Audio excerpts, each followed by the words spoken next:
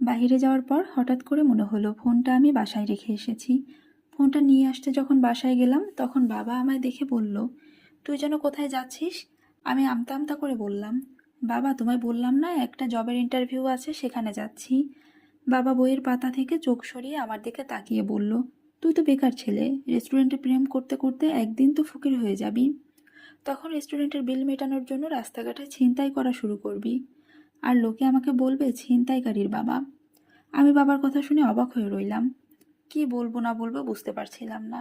বাবা তখন বলল, রেস্টুরেন্টে প্রেম করতে হলে যোগ্যতা লাগে, তাই আগে সেই যোগ্যতা অর্জন কর, তারপর না হয় রেস্টুরেন্টে প্রেম করিস।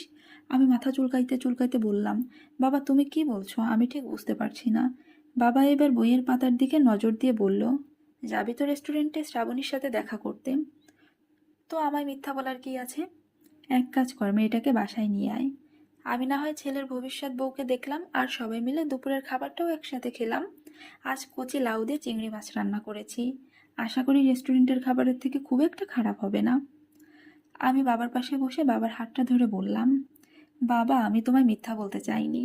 আমি চিন্তা করেছিলাম যেদিন চাকরি পাবো সেদিন তোমায় সব খুলে বলবো। বাবা মুচকি হেসে বলল, প্রেমে পড়লে সবাই টুকটাক মিথ্যা কথা বলে, এটা ব্যাপার না। আমার বাবা হামিদ আহমেদ একজন সরকারি কর্মকর্তা। মা মারা যাওয়ার পর থেকে দেখছি বাবা এই সংসারটাকে আগলে রেখেছেন। আমাকে কখনো বুঝতেই দেননি যে আমার মা নেই। বাবা কখনো আমার সাথে বাবার মতো আচরণ করেনি, সবসময় বন্ধুর মতো মিশতেন। এমন সময় হঠাৎ কলিং বেলের আওয়াজ। বাবা আমায় বলল, যা দরজা খুল গিয়ে, শ্রাবণী এসেছে বোধহয়। আমি অবাক হয়ে বাবাকে বললাম, মানে? বাবা বলল, তুই ফোন রেখে গেলে শ্রাবণী কল করেছিল, তখনই ও সব বলেছে, আর আমিই ওকে বাসায় আসতে বলি। বাবা শ্রাবণীকে দেখে বলল, আচ্ছা মা, তুমি কি স্বাভাবিকভাবে সুস্থ, নাকি তোমাদের পরিবারের কারো মাথায় সমস্যা আছে? শ্রাবণী অবাক হয়ে বলল, কেন আঙ্কেল, হঠাৎ এই কথা কেন বলছেন? বাবা তখন হাসতে হাসতে বলল, এত সুন্দর সুস্থ একটা মেয়ে কি করে আমার গর্দভ ছেলের প্রেমে পড়তে পারি সেটাই ভাবছি। বাবার কথা শুনে শ্রাবণী কিছু না বলে নিচের দিকে তাকিয়ে শুধু মুচকি মুচকি হাসছে।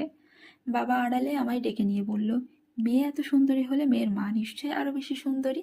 সুন্দরী বিয়ানের সাথে আমারও সময়টা ভালোই কাটবে।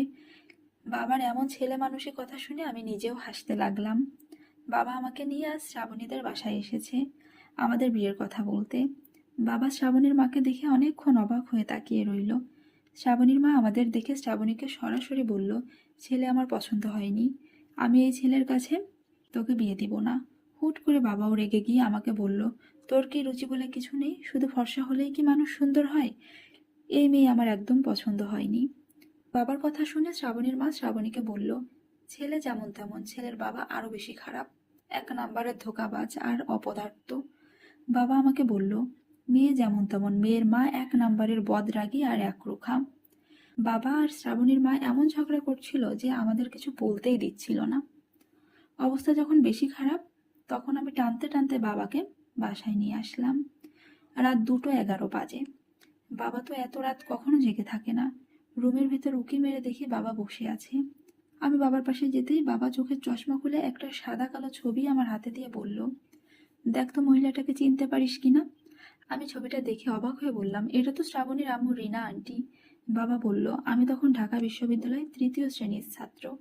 নবীনবরণ অনুষ্ঠানের দিন দেখি একটা মেয়ে কলা পাতা রঙের শাড়ি পরেছে আর চুল লম্বা করে বেনি করা। প্রথম দেখেই মেয়েটাকে ভালো লাগে, তারপর টুকটাক কথা বলা, আর একটা সময় দুজন দুজনকে ভালোবেসে ফেলা। আমাদের সময় প্রেম ভালোবাসাটাকে পরিবার কখনো মেনে নিত না। তাছাড়া আজকালকার বাবারা সন্তানদের সাথে যেমন বন্ধুর মতো মিশে, তখন এমন ছিল না। তখন ছেলে মেয়েরা বাবাদেরকে বাঘের মতো ভয় পেত, কিন্তু মেয়েটি ছিল অন্যরকম, খুব একরোখা টাইপের।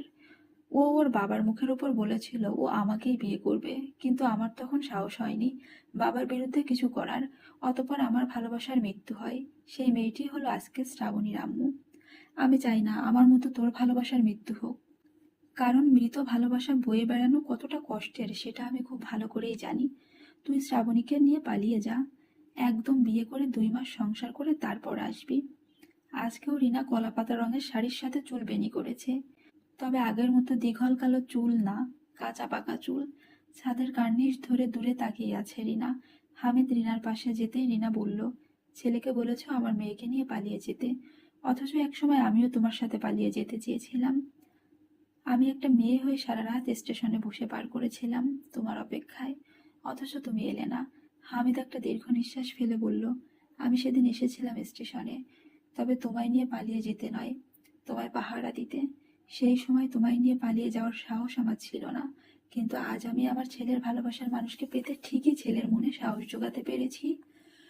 হতে পারে আমার ভালোবাসা পূর্ণতা পাইনি, কিন্তু আজও আমার ভালোবাসা মিশে আছে একটা কলা পাতা রঙের শাড়িতে।